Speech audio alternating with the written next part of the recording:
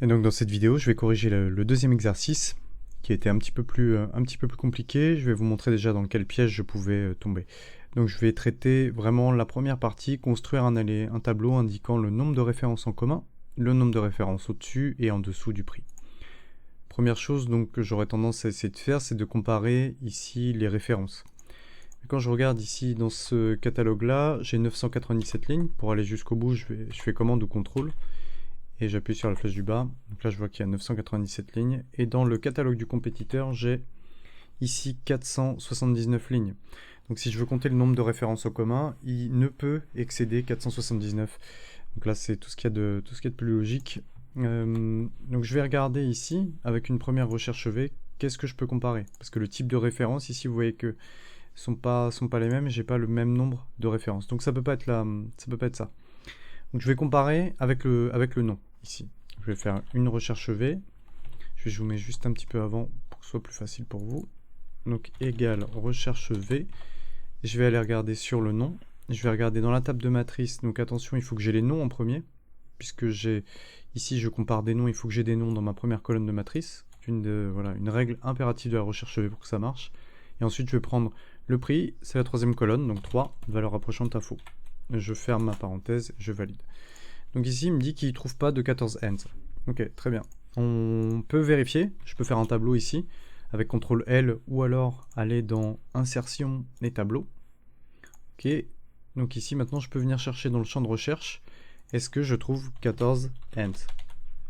Ok, là, il n'y a aucune correspondance. Donc ça veut dire que c'est normal que ma recherche V arrive à NA. Pour l'instant, pas de problème. Je vois bien un prix, ici, pour 75 Amber Hill One Yard.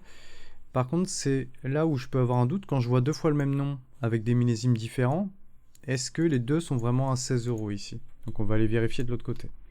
Je vais regarder au niveau du château. Je vais taper Ala Nera. Je désélectionne tout, je sélectionne juste celui qui m'intéresse. Et en fait, je vois qu'il n'y en a qu'un, qui est en millésime 2008. C'est-à-dire que, en fait, si j'avais fait ma recherche correctement, enfin en tout cas ma recherche V est juste, mais c'est juste la valeur cherchée qui n'est pas le bon critère ici. Puisqu'en fait je ne devrais pas trouver de prix pour 2010, puisqu'ils ne l'ont pas chez le concurrent, alors que là ils me disent que j'ai 16 €. Donc du coup ça va fausser la donne ici. Ce qu'on doit utiliser pour pouvoir comparer des éléments qui sont distincts comme celui-ci, on va utiliser une simple colonne avec une concaténation à l'intérieur. C'est-à-dire qu'on va rajouter ici une colonne, clic droit, insérer, et je vais venir procéder à égal, prendre le one yard, et, attention c'est pas un plus, et le millésime. Donc là je me retrouve avec cette clé maintenant, qui va me permettre de comparer, en l'occurrence le Ala Nera 2008, le Ala Nera 2010. Donc de l'autre côté, pour pouvoir ici les comparer, il faut évidemment que ce soit les mêmes choses. Donc il faudra que j'ai aussi la même colonne avec ma clé. Mais rappelez-vous, la subtilité de la recherche V, dans la zone de matrice, il faut que la première colonne de ma zone de matrice soit équivalente à ce que je cherche. Sinon, elle ne pourra pas venir chercher dans l'autre sens. Je m'explique. Si je mets ma clé ici, et que je lui dis, tu vas prendre le nom du château et le millésime. Ok, là très bien, tout fonctionne. Mais dans ce cas de figure-là, quand je vais faire ma recherche V, et que je cherche par rapport au nom ici, je vais devoir avoir le premier élément, ici de ma zone de matrice, qui va être cette clé également.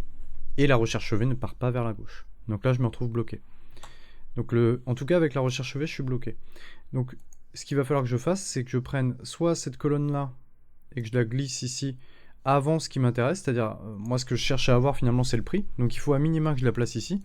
Si vous n'arrivez pas à faire ce déplacement, on oublie le coup de le glisser vers le côté, même si en fait il faudrait juste, c'est le clic entre le D et le nom, enfin le nom de la colonne et le nom du champ, vraiment, donc ce petit clic là, et ensuite je reste sur la même ligne, sinon ça peut pas marcher, sinon il peut vous sortir du tableau et là ça peut avoir des répercussions qui sont embêtantes parce que vous n'allez pas avoir les mêmes choses dans le même tableau.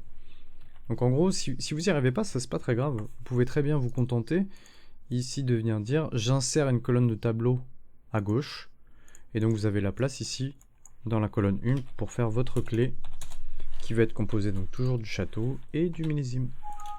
Voilà, donc là j'ai mis un mauvais caractère, je vais mettre et millésime, voilà, pas d'erreur là-dessus. Donc maintenant je vais chercher par rapport à ma zone de matrice qui va commencer par là et qui va finir au prix. Okay, donc là ma recherche V, elle va être dans les compétiteurs price. Je vais faire recherche V sur la clé. Dans quel endroit? Dans le catalogue des compétiteurs, où je vais commencer par la clé et je vais finir par le prix. Vous voyez, comme je suis dans un tableau, là ici je peux me permettre de faire ce clic là et glisser, comme ça je suis sûr que ça va jusqu'à la fin. Et qu'en plus de ça, j'aurai pas de problème de recopie quand la recherche V va se décaler vers D4, etc. Donc ça c'est un bon moyen aussi de comprendre que utiliser un tableau permet de minimiser le nombre d'erreurs qu'on peut faire avec nos formules. Donc là ça va être la deuxième colonne, valeur approchante à faux, et je valide. Donc là 14 hands, on a vu tout à l'heure qu'il n'y en avait pas. On va regarder maintenant. Il devrait trouver le Alanera 2008. Ici, c'est même pas le cas. Et il n'a pas trouvé 2010 non plus. Alors on va regarder pourquoi. 2010, parce que pour le coup, il me semblait qu'il y en avait bien un en Alanera. Donc on va regarder ici dans nos clés. Ici, on va regarder Alanera 2008. Et donc de l'autre côté, j'ai oublié déjà le millésime, mais Alanera 2008, il aurait dû en trouver un. Donc, qu'est-ce qui a bloqué ici? C'est juste que, hop, j'ai mal lu, donc on est bien ici. Mais il y a un petit décalage assez étrange. Pourquoi j'ai un décalage ici? Parce que j'ai commencé en D3. Parce que j'ai fait, hop, une faute ici. Donc, ce que je vous conseille, c'est un très bon cas de figure, justement. Quand vous avez une erreur dans vos formules, et que vous vous en apercevez, que vous les regardez, ne jamais modifier une formule qui soit en plein milieu, puisque sinon elle va se répercuter, vous allez oublier celles qui sont sur le dessus.